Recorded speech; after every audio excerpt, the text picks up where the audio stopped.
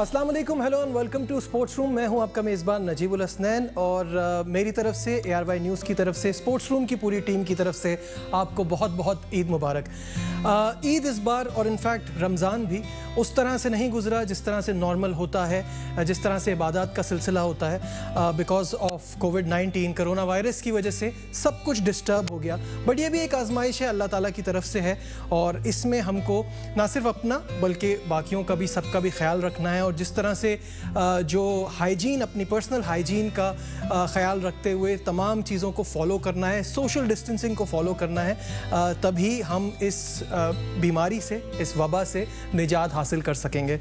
आज के special programme में एक बहुत स्पेशल गेस्ट हमारे साथ हैं जिनका ख़ास तौर पे ARY के नाजरीन के लिए बड़ा ज़बरदस्त ताल्लुक़ रहा और वो रहा जो जीतो पाकिस्तान का ये हिस्सा रहे। आप समझ ही गए होंगे। मेरे साथ हैं the one and the only Sarfaraz Ahmed. अस्सलाम वालेकुम सरफराज। पहले तो अस्सलाम वालेकुम नजीब भाई, और मेरी तरफ से तमाम पाकिस्तानियों को जहाँ जहाँ लोग रहते हैं, तमाम मुसलमानों को बहुत बहुत ईद मुबारक। जैसे मैंने प्रोग्राम के शुरू में कहा कि इस बार का रमज़ान भी ज़रा डिफरेंट रहा और ईद भी वैसी नहीं सेलिब्रेट कर पा रहे, तो यही आपसे जानना चाहूँगा कि ये लॉकडाउन, ये क्वारंटीन, ये आपका कैसे गुजरा?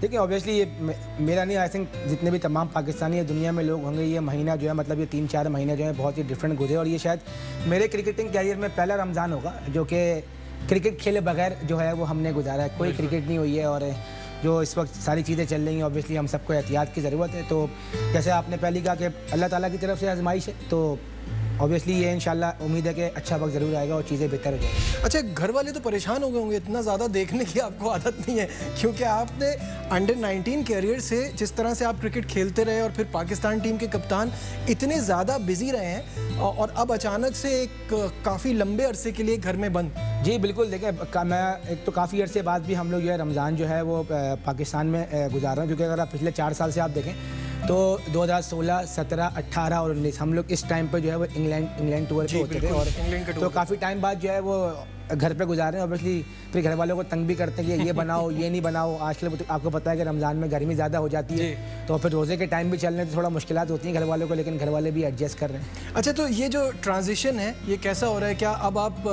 कुछ ख़रीदारी में पार्टिसिपेट कर रहे हैं, बेगम की शॉपिंग वगैरह करा रहे हैं? जब आप यहाँ हैं तो उनको टाइम दे रहे हैं कि नहीं? देखिए, शॉपिंग तो आपको पता है इस बार हुई नहीं, सारी शॉपिंग जो है ऑनलाइन हुई है। हाँ, वो ज़रूर कि ये है कि हाँ पसंद करवाया है, मतलब कि मोबाइल पे कि आप यहाँ ये सूट अच्छा लग रहा है, ये पसंद करना है। लेकिन इस पूरे दौरान में ये हुआ है कि ऑब्वियसली आलू लेने, प्याज लेने, घर की ग्रॉसरी लेने, ये काम ज़रूर किए, लेकिन वो ऐसे टाइम पे किए कि सुबह उठ के 9 बजे चले गए ताकि आराम से सुकून से सारी चीज़ें लेके आ जाए। सही।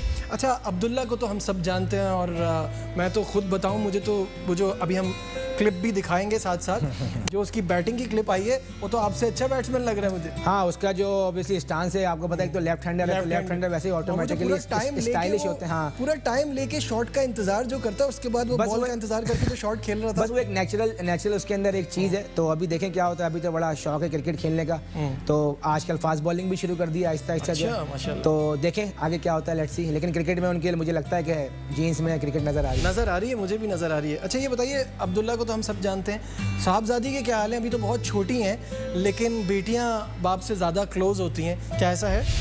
देखिए, बिल्कुल ये बिल्कुल सही बात है। और ऑब्वियसली जितना भी हमने देखा अपनी लाइफ में, तो ऑब्वियसली बेटियां बहुत क्लोज होती हैं। और अभी तो आयशा 3 महीने की हैं, लेकिन ये कि रात में जब सोती हैं तो ऑब्वियसली मेरी ड्यूटी होती है कि उनको रात में सुलाने की। तो अभी तक तो बहुत अच्छा चल रहा है। मुझे उम्मीद है कि वैसे भी बच्चे ज़्यादा अच्छे लगते हैं, क्योंकि अब्दुल्ला भी मेरे बहुत ज़्यादा करीब है, बहुत क्लोज है, तो आयशा भी जो है वो बहुत क्लोज होती है। अच्छा, ये बताइए कि आप अपने आप को फिट रखने के लिए, अपने आप को मोटिवेट, क्योंकि हम सबको पता है कि अभी आप में बहुत क्रिकेट बाकी है, तो उसके लिए आप क्या कर रहे हैं? किस तरह से अपने आप को ट्रेन करते हैं, मोटिवेट रखते हैं? मेंटल टफनेस भी बहुत ज़रूरी है, उसके लिए क्या कर रहे हैं? देखिए, जैसे अभी ये आपको पता है पिछले 2-2.5 महीने जो हमारे गुजरे हैं, इसमें बिल्कुल भी हमने क्रिकेट नहीं खेली। लास्ट PSL में हमने खेली थी, तो उसमें यही है कि ज़्यादा से ज़्यादा अपने आप को फिट रख सकें, जितनी जो भी आपके पास सहूलियात हैं उससे फ़ायदा उठाएं। जैसे शुरू में जो हमने कोशिश ये की, जब शुरू के दिन आए थे तो हमने ज़्यादातर कोशिश की कि घर में वर्कआउट किया, लेकिन जैसे जैसे थोड़ा टाइम गुजरता किया, घर पर टाइम गुजरा, तो मेरे घर के पास ये कि ग्राउंड है, तो मैं कोशिश करता हूँ कि वहाँ चला जाता हूँ और ट्रेनिंग वगैरह कर सकता हूँ। जहाँ तक रही बैटिंग विकेट कीपिंग की, तो ऑब्वियसली वो अभी थोड़ा सा कम स्टार्ट हुआ, लेकिन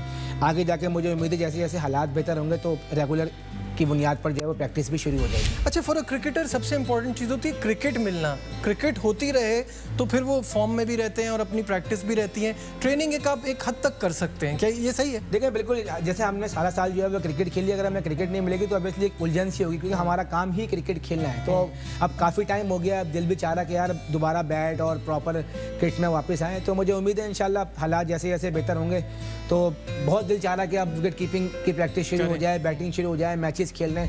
जीतो का एक्सपीरियंस कैसा रहा? क्योंकि हमने तो बड़ा एंजॉय किया आपको एक नए रोल में देखा। नहीं देखिए, बहुत अच्छा एक्सपीरियंस रहा।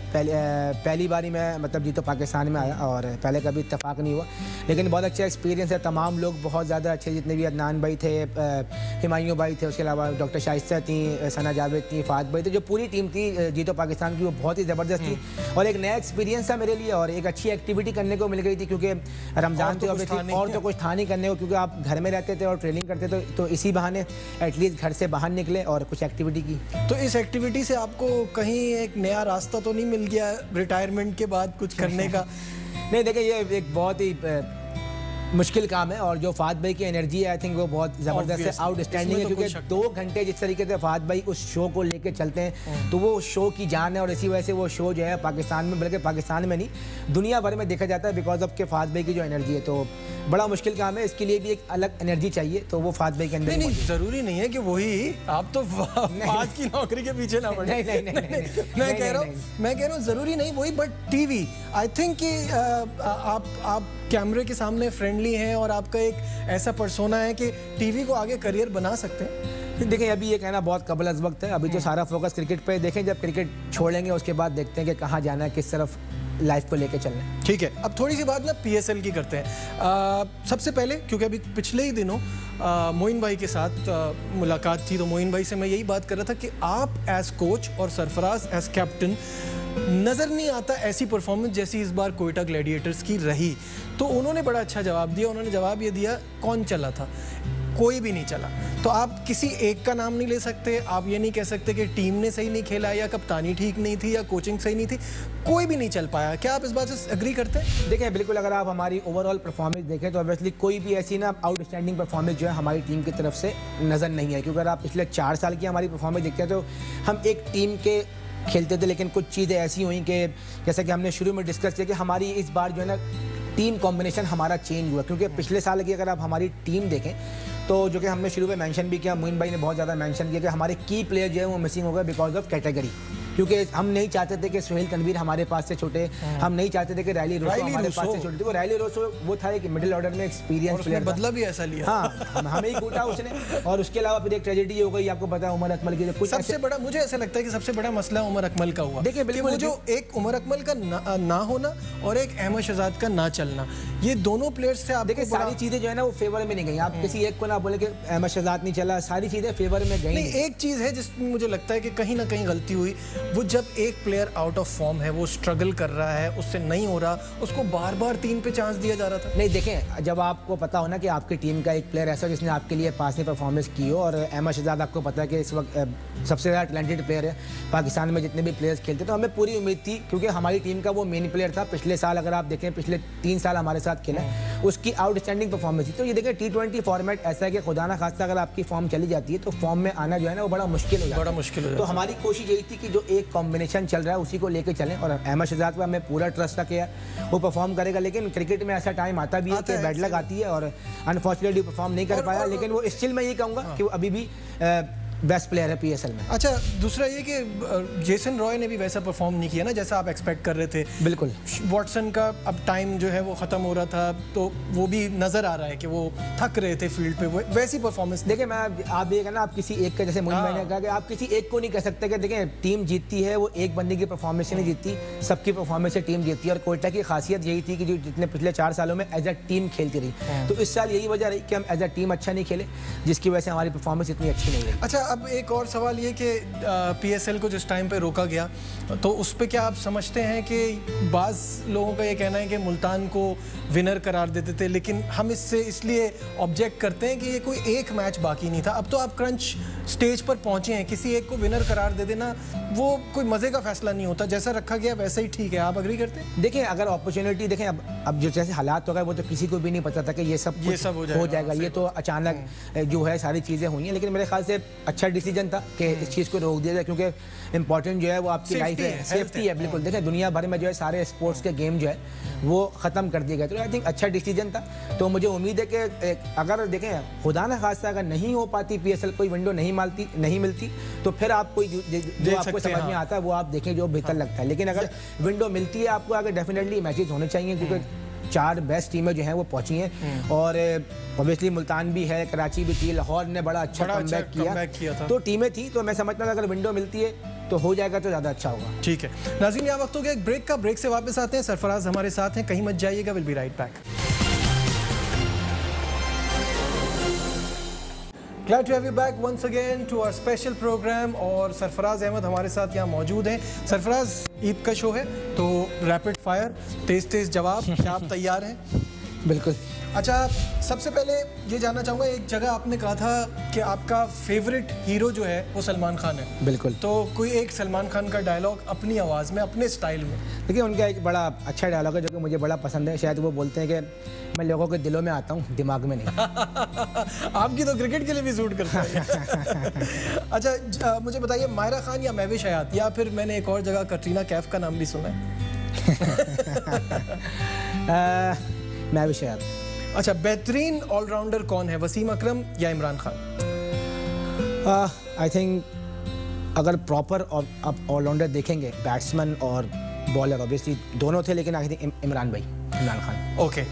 पसंदीदा विकेट कीपर? मोइन खान। पसंदीदा खाना? बिरयानी। बेस्ट फ्रेंड, क्रिकेट और क्रिकेट से बाहर? क्रिकेट से मतलब दोनों में अलग है? दोनों में दो नाम। ऑब्वियसली मेरा तो एक ही जो स्कूल लाइफ का फ्रेंड है वो तो शारिक है, लेकिन अगर क्रिकेट में आप बात करें तो असद शफीक के साथ बहुत क्रिकेट खेली है मैंने, अनवर अली हैं, क्योंकि हम लोगों ने बचपन से साथ क्रिकेट खेली है, तो ये लोग बड़े क्लोज फ्रेंड रहे। कौन ज़्यादा टैलेंटेड है, अहमद शहजाद या उमर अकमल?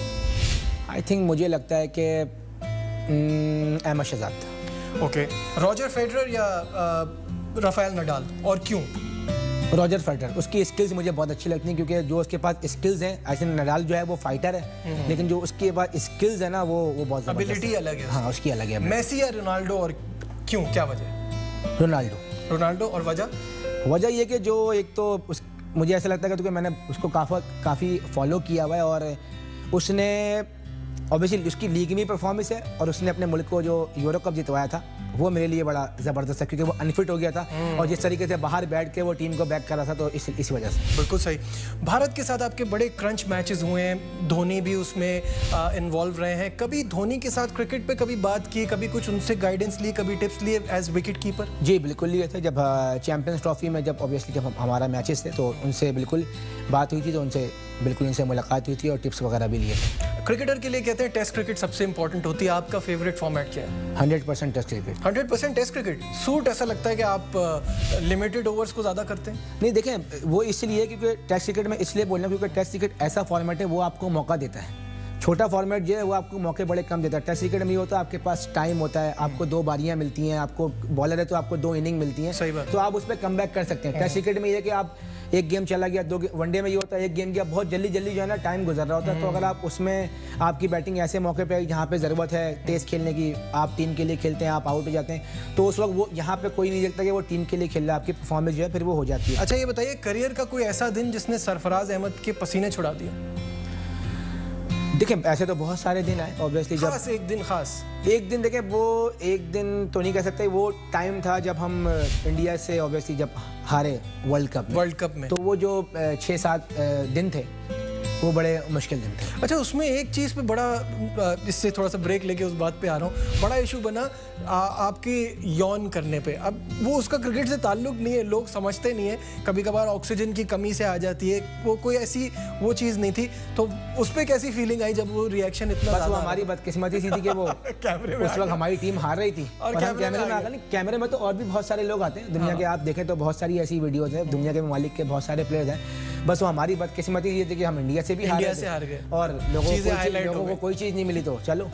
अच्छा, आप इतना स्लेजिंग के लिए मशहूर नहीं है, लेकिन वो मैं रिपीट नहीं कर सकता, मार्टिन गप्टिल के साथ जो हुआ था वो क्यों हुआ था? देखिए, वो एक मैं अंपायर से एक बात चल रही थी कि अंपायर ने, क्योंकि 6 ओवर की गेम हो गई थी, उसने शॉट मारा और वो बॉल चला गया, ठीक है। तो क्योंकि जैसी वो पिच थी उसमें ये था कि मुझे पता था कि अगर बॉल थोड़ा पुराना होगा तो बैट्समैनों के लिए थोड़ा मुश्किल है, क्योंकि हमने बड़े अच्छे रन कर दिए थे और हमारे लिए वो डू एंड डाई का मैच था, क्योंकि उस वक्त हम नंबर 1 थी न्यूजीलैंड, हम नंबर 2 थे, क्योंकि हम वो एक मैच हारे थे तो हम नंबर 2 हो गए थे, क्योंकि वो सीरीज का डिसाइडर मैच था, ठीक है। उसने छक्का मारा, बॉल चला गया, तो मैंने अंपायर ने बिल्कुल ब्रांड न्यू बॉल मंगवाया, तो मैं उससे यही बहस कर रहा था कि भाई आप एटलीस्ट इस बॉल को पुराना तो करो। तो मार्टिन गप्टिल साहब जो थे वो कह रहे थे कि कौन से 10 ओवर हो गए, तो ऑब्वियसली उस वक्त हीट ऑफ मोमेंट था और मुझे तो अपनी टीम के लिए खेलना था, मुझे तो अपनी, तो यही वजह थी। ऐसे तो बहुत सारे वाकयात हुए, अनफॉर्चुनेट टीवी पे वाला आ गया और सुनाई दे गया। अच्छा, आखिरी कौन सा ऐसा स्पोर्ट्समैन है किसी भी खेल का जिससे आपको मिलने की ख्वाहिश? देखिए, अगर आप मेरी क्रिकेटिंग कैरियर में बात करेंगे तो ऑब्वियसली धोनी एक ऐसा बंदा था कि जिससे आप चाहते कि आप उससे मिलें, उसके साथ बैठें, क्योंकि उसने ऑब्वियसली दुनिया को इंस्पायर किया। एक तो मेरी फील्ड से रिलेटेड का बंदा है और जो उनकी जॉब है वो भी जॉब करते थे, वो एक ऐसा बंदा था। तो अल्लाह ताला का शुक्र है क्रिकेट के हवाले से हम उनसे मिल लिए। अच्छा, रैपिड फायर रैपिड नहीं रहा, आपने हर चीज़ की एक्सप्लेनेशन दी, लेकिन अब चलते चलते प्रोग्राम के आखिरी हिस्से में मैं ये जानना चाहूँगा, इंग्लैंड की सीरीज़ होने वाली है, उसके बारे में कहा जा रहा है कि वो क्लोज डोर्स में होगी, और फिर उसके बाद वर्ल्ड कप है T20 का, उसमें भी यही कहा जा रहा है कि या तो क्लोज डोर में होगी अगर सिचुएशन नहीं बेहतर हुई। इसको कैसा देख रहे हैं, क्या क्रिकेट ऐसे चल पाएगी? देखिए, ऑब्वियसली अगर आप इंटरनेशनल क्रिकेट की बात करते हैं ना, तो वो ज़्यादा लोगों में जो उसका वो आता है ना, वो क्राउड की वजह से आता है, क्योंकि आपको जब आप कोई अच्छा शॉट मारते हैं, स्पेशली मैं इंग्लैंड में खेलना इसलिए ज़्यादा पसंद करता हूँ क्योंकि वहाँ का क्राउड जो है बहुत ज़्यादा इक्वल होता है। वो लोग जो वहाँ पे लोग आते हैं वो क्रिकेट को बहुत ज़्यादा समझते हैं, स्पेशली टेस्ट क्रिकेट को, क्योंकि मैंने देखा है पिछले 4 सालों में लॉर्ड्स में जब हम जाते हैं तो वहाँ जिस तरीके से लोग सुबह 8 बजे जो है वो लेके आ जाते हैं अपना खाना पीना, वहाँ पे जो मेंबर्स लोग होते हैं तो वो क्रिकेट को बहुत ज़्यादा फॉलो करते हैं और एक एक बॉल फॉलो करते हैं। तो आई थिंक क्राउड जो है वो ऑब्वियसली क्रिकेट की जान है, लेकिन अगर ऐसी चीज़ें नहीं होती तो बड़ा मुश्किल होगा प्लेयर्स के लिए भी कि अपने आप को किस तरीके से मोटिवेट करें, क्योंकि आपको सपोर्ट मिलती है क्राउड से। जब आप कोई अच्छा शॉट मारते हैं तो आपको बड़ा